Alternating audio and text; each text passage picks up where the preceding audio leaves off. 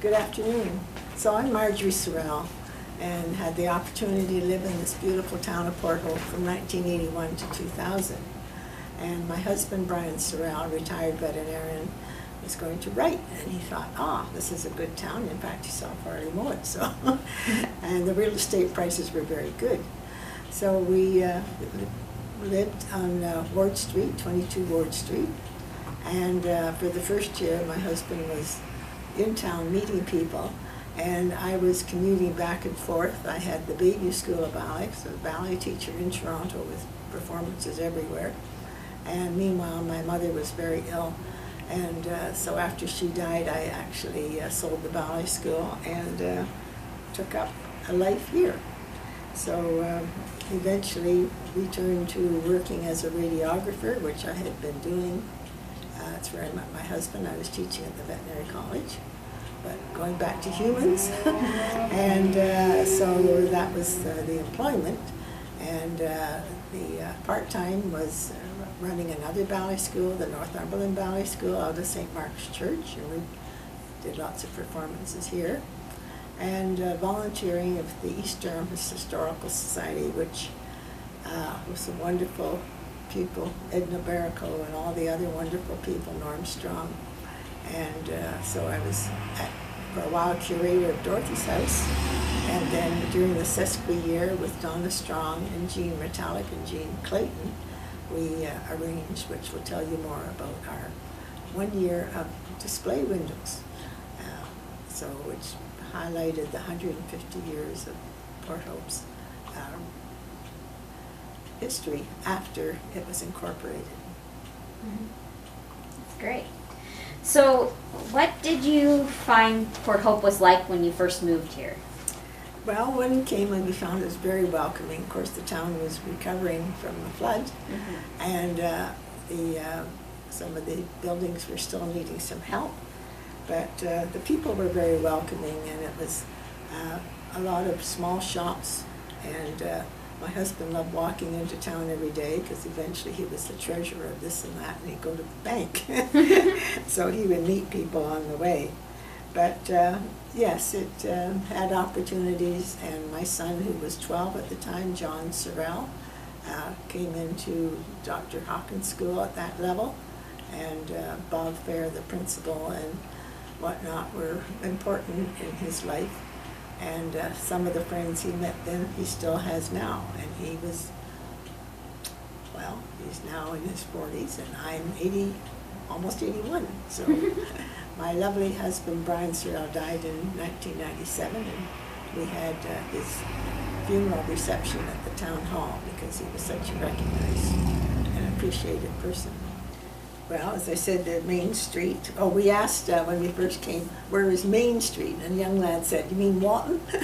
So, yes. And then the shops, yes. There was the Nesbitt's Menswear, and we had the Magpie. Catherine McComb had a lovely natural products. There was a train store with hobbies, mm-hmm. and Mrs. Horner had her place with cakes and whatnot.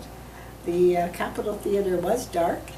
The Walton Hotel was also just recovering from other things. There was a Durham Motors close to the town hall. And so, yes, it just seemed to have everything, and the beauty of the river, which at the time was not very wide. But during the time we were here, of course, they did expand it by letting off blasts of dynamite, mm-hmm. shooting the whole town. So anyway, and the church, St. Mark's, is where we came to, which was 1822.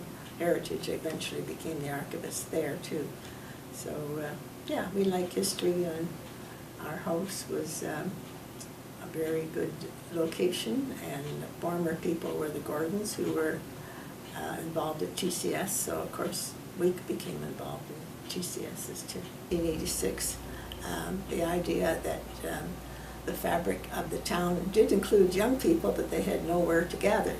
So I introduced the concept of opportunity for youth, which eventually became a youth center. It took about 15 years, but they finally people on the Parks and Rec, which I served and whatnot. And then many committees we had, many people working, including TCS, helped us with the cause. And so, yes, but the Loblaws location down near the Canadian Tire in the river would have been an ideal location, and the police station was right next door. So we had everything mapped out, and they were going to have tennis courts on the front and like a Chamber of Commerce booth where a child could get him summer employment, and also daycare for children with a little place. Anyway, we had the whole thing mapped out to use that space very well. But anyway, with the years going by, something else happened, and eventually we used Ontario to draw attention and raise funds. And so now it's up at the town park with the fall fair. Mm-hmm. And I was involved with the fall fair for many years, helped with the children's exhibits and working on the gate. So whatever aspect, because I worked part-time at the hospital. And so the Valley School was just a few nights a week, and whatever I could, got involved with. But of course, when the hospital closed down, then I started working in Whitby and Toronto and driving. So there was maybe one shift or two at the hospital, and the weekends and the nights. They'd give me a call at 3 o'clock in the morning, and then I'd be on the road in the morning to remember which place I was supposed to show up to work in Whitby or Toronto. So, yes. Well, I miss old-time Christmas, because that was a lovely way for local crafts to reach a shop which the committee would find an empty store, and the storekeepers would be dressed appropriately, and the whole spirit of the downtown was trying to revive the Charles Dickens idea almost.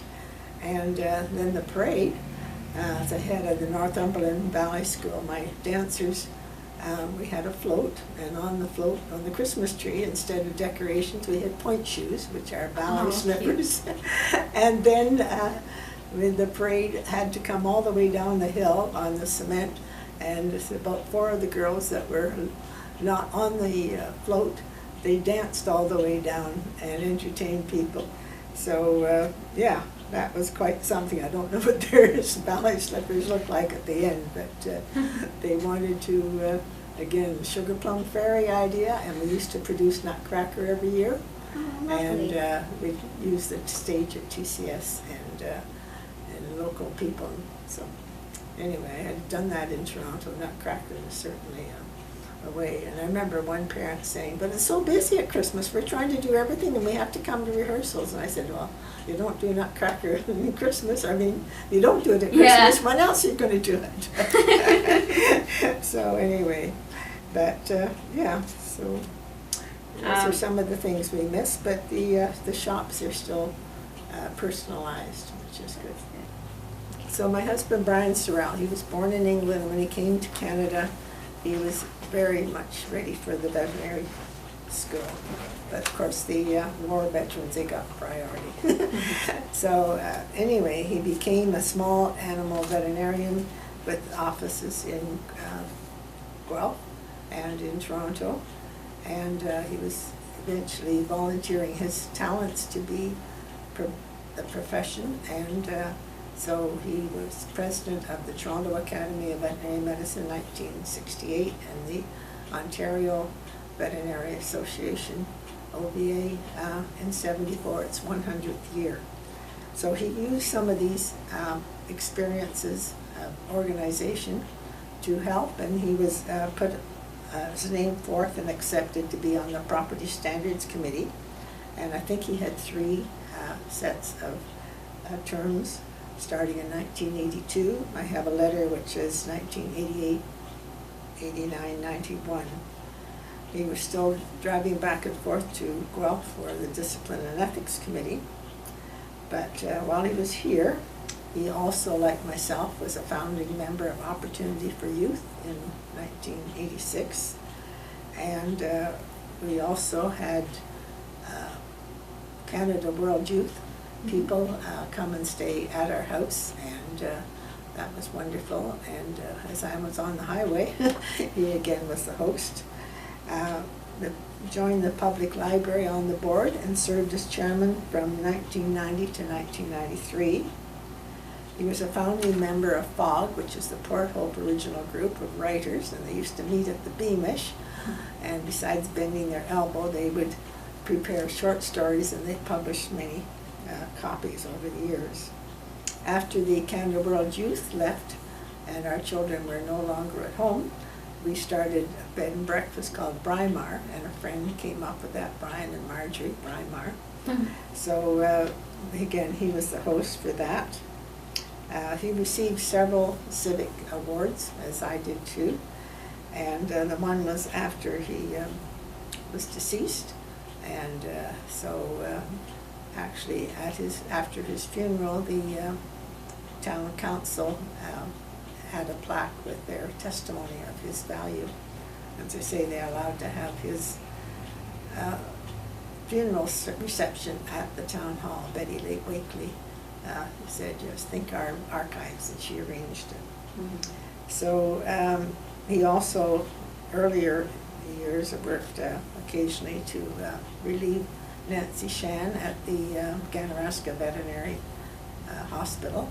And then he enjoyed a part-time job with Barry's Pet Store, and he would be able to talk to pet owners, and they would be purchasing their supplies for their pets. So he kept that, as well as being father to our 4 children and writing every day to our daughter in Australia. And I would say she was New Zealand first and then Australia. And so with the library board, he was, as I say, very active with them. And so this is one picture which is represented. The Brymar Bed and Breakfast, which we continued after my husband died, and I was still running back and forth to Toronto, so it couldn't happen very often. But one of the guests that showed up was a quite interesting man. And this was Jay Cochran, and he was invited into Port Hope to reenact the crossing of Farini did from over the Ganaraska River. So here I am in costume, and he stayed with me. And then in 2012 I went to Niagara Falls, and this is awfully small, but he decided that every night at 7 he would take a walk from the one building to a hotel in Niagara Falls, and all this he did to raise money for some children, because he had lots of reasons to enjoy other children and have a gymnastics club, I think it was in Chicago. And so yes, he was the Prince of the Sky. And the thing is, some people can do in this tent, they can walk on high wire, but they also don't have the winds, the sun, and everything else beating at them. So there he is, and at that time he was 69 years old, I believe, last year. And this is part of the program when we had the week, which I remember there was a gal, Lori or somebody, anyway, the committee worked to have a little recognition of the great Farini and the sky walking during that time.